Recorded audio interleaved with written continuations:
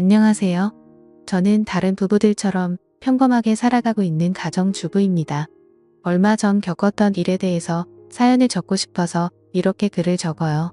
제 나이 40에 정말이지 너무나도 신기하고 짜릿했던 경험을 하게 되었습니다.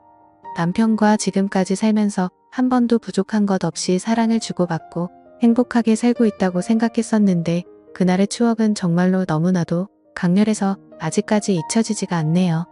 그렇다고 저희 부부가 사이가 안 좋았던 것도 아닙니다. 저희 부부는 예전부터 금술이 좋기로 유명해서 주변 사람들도 부러워할 정도였어요. 그리고 남편은 신혼 때부터 지금까지 10년이 넘는 시간 동안 한결같이 저를 사랑하고 아껴주었습니다. 저희 부부는 둘 다 여행을 참 좋아해서 결혼 생활하며 주말에 시간을 내어 전국 팔도 안 돌아다닌 곳이 없을 정도로 많이 다녔습니다. 그러다 저번 달에 남편이 산나물이 드시고 싶다고 해서 저희 부부는 산나물도 좀 캐고 겸사겸사 등산도 할 겸 지리산 나들이를 가게 되었던 거죠.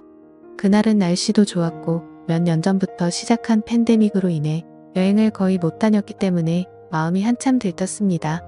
산도 좋고 꽃도 좋고 비록 사람이 생각보다 많아서 걱정을 하긴 했지만 마스크를 잘 쓰고 있으니 괜찮을 거라 생각했었습니다. 남편과 손을 잡고 연신 콧노래를 흥얼거리며 산을 올라가고 있었죠. 생각보다 나물 캐는 분들이 많아서 그런지 별다른 수확은 거의 없었지만 그래도 경치가 좋아서 주변을 구경하는 맛은 있더라고요. 게다가 오랜만에 도시에서 벗어나 산속 풍경을 보니까 저절로 힐링이 되는 듯 했습니다. 그러다가 너무 흥이 겨운 나머지 제가 잠깐 한눈 파는 사이에 다리를 헛디뎌서 넘어지고 말았습니다. 다행히도 크게 다친 곳은 없는 것 같았지만 살짝 발목이 삐었는지 약간은 지끈하더라고요. 그래도 이 정도면 올라가는데 문제는 없겠다 생각하고 걱정하는 남편에게 괜찮다고 걱정하지 말라고 말을 했고 천천히 올라가면 될 것 같아요. 라고 이야기하고 다시 산을 올라가기 시작했는데 얼마 지나지 않아서 다리가 점점 퉁퉁 붓는 느낌이 들고 걸음을 내딛기가 쉽지 않았습니다. 제가 점점 남편을 따라가지 못하고 뒤처지면서 걷기가 힘들어 보이자 남편은 그런 제가 걱정되었는지 그냥 여기서 다시 돌아서 내려가자고 했고 남편의 부축을 받아 힘겹게 한 발 한 발 조심해서 산을 내려오고 있었어요. 원래 산이라는 게 올라가는 것보다 내려가는 게 더 힘든 것처럼 남편의 부축을 받고 있어도 발목이 점점 아파오고 나중엔 천천히 걷는 것조차 힘이 들더라고요. 몇 걸음 걷다가 쉬고 또 얼마 걷다 말고 앉아서 쉬니까 이러다가는 해지기 전에 내려갈 수 있을까 점점 초조해지고 걱정이 되기 시작했습니다. 남편은 더 늦기 전에 빨리 구조대라도 부르자고 하는데 솔직히 크게 다친 것도 아니고 이런 일로 열심히 일하시는 분들 불러다가 민폐를 끼치고 싶지는 않더라고요. 그렇다고 남편이 저를 업고 내려가기에는 경사가 심해서 너무 위험했고 최선의 방법은 그냥 한 발 한 발 조심히 내려가는 방법 말고는 없어 보였습니다. 그런데 그때 앉아서 쉬고 있는 제 곁으로 누군가가 다가왔어요. 개량 한복을 입고 고무신을 신고 있는 사람이었는데 순간 제정신이 아닌 사람인 것 같아서 무서웠습니다. 머리는 백발이 풍성이 나 있었고 수염은 언제 자른 건지 덥수룩하게 보이더라고요. 그냥 겉모습만 보고 드는 생각은 청학동 훈장님이라고 해도 믿을 정도였습니다. 아무튼 그분은 천천히 저희 쪽으로 다가오면서 무슨 일이냐고 다쳤냐고 물어보는데 그냥 신경 쓰지 말고 가던 길 갔으면 하는 마음이 들더라고요. 그래도 그런 걸 내색하면 예의가 아니다라는 생각에 다리를 살짝 삐끗했다고 대답을 했습니다. 그러자 이내 그 사람은 자기가 좀 봐주겠다면서 제 다리를 만져봤습니다. 그러자 낯선 사람이 제 다리를 건드리니까 남편이 발끈하며 그 산도깨비 같은 사람에게 당신 뭐하는 사람이야? 하고 소리를 쳤죠. 돌아오는 대답은 자기는 이 산에 사는 산신령이라는 둥 뭐라 하는데 가짜는 헛소리라고 생각했습니다. 하지만 다른 대안이 없었기도 했고 믿져야 본전이라는 생각에 남편에게 괜찮다고 대답을 했죠. 그리고는 그 산신령이라는 사람이 거친 손으로 제 삐끗한 다리를 여기저기 만지기 시작하다가 허리춤에서 뭔가를 꺼냈는데 작은 바늘이 잔뜩 들어있는 침이었었죠. 능숙하게 라이터로 소독을 하더니 제 다리에 여기저기 침을 놓기 시작했습니다.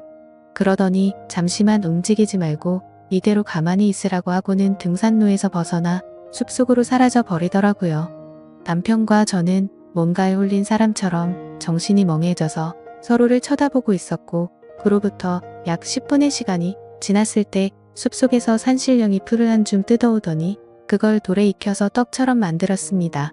이게 약초라며 도시 사람들은 약을 바로 지천에 두고도 모른다며 혀를 차더라고요. 그리고 나서 제 목에 둘러져 있던 손수건을 뺏어서 약초를 제 발목에 붙이고 손수건을 묶어 고정해 주었습니다. 그리고는 남편에게 제 허벅지 쪽을 가리키면서 이곳을 주물러줘야 혈액순환이 되면서 약효가 빨리 돌아가고 말하더라고요. 그러면서 자신이 여자 몸에 손을 댈 수는 없으니 남편인 당신이 하라고 해서 남편은 얼떨떨한 표정으로 제 다리를 주무르기 시작했는데 산신령 아저씨가 옆에서 그게 아니라는 듯 못마다한 표정을 짓더라고요. 결국 아유 고참 나와봐. 내가 할게. 사람이 뭐 이리 시원찮아 그렇게 말하고는 제 허벅지를 엄지손가락으로 꾹꾹 누르기 시작했는데 제가 마사지를 태국에서도 받아보고 진짜 잘한다고 소문이 났던 비싸고 좋다는 곳에서 받아보기도 했는데 그런 느낌은 살면서 처음 받아봤습니다. 진짜 머릿속 정수리 끝까지 짜릿해지는 기분이랄까요? 남편이 옆에 있어서 참으려고 했지만 입에서 비명이 터져 나오더라고요. 5분 정도의 짧은 마사지였지만 그 어느 때보다도 몸이 개운해졌습니다. 그러다니 자기 물건을 챙겨서 호련히 일어나서 가려고 하더군요. 이제 조심해서 내려가. 내려가면 당분간 다리 쓰지 말고. 그러자 남편은 돌아서는 산신령에게 치료비라며 지갑을 꺼냈는데 건방지게 아무 데서나 돈 꺼내지 말라고 호통을 치고는 그대로 산 위로 금방 사라져버렸습니다. 제 다리는 정말 거짓말처럼 통증이 줄어들었고 이 정도면 제 스스로 걸어서 산 위까지 내려갈 수 있을 것 같았습니다. 남편과 집에 돌아와서도 다리 잘 풀어주고 쉬었고요. 다음날 보니 크게 부어오르지도 않고 금방 괜찮아지더군요. 병원에서도 초기에 대응을 잘해서 가만히 놔두면 금방 낫겠다고 크게 신경 쓰지 않아도 된다고 했습니다. 아무튼 생애 처음으로 겪어본 그 짜릿한 마사지가 계속해서 제 머릿속을 맴돌았습니다. 그때 그 손맛이 너무 좋아서 남편에게도 종종 주물러 달라고 하는데 남편이 아무리 노력해도 절대로 그 느낌이 나지가 않더라고요. 사실 그게 당연한 거겠죠. 비싸고 좋은 마사지를 받아도 그런 기분은 겪어보지 못했는데 일반인인 남편이 해준다고 다를 리가 없으니깐요. 정말 이제 와서 생각하면 진짜 그 사람이 산신령인가 싶기도 하고 아무튼 신기한 경험이었습니다. 남편은 그때 워낙 곤욕을 치러서 그런지 올해는 더 이상 등산을 하러 가지 않겠다고 하는데 저는 또 다시 한번 그 산신령을 만나보고 싶어요. 그런 느낌은 대체 어딜 가야 느낄 수 있는지 너무 궁금하고 밤에 잠이 안 올 정도로 생각이 납니다. 이런 생각을 하는 제가 이상한 걸까요?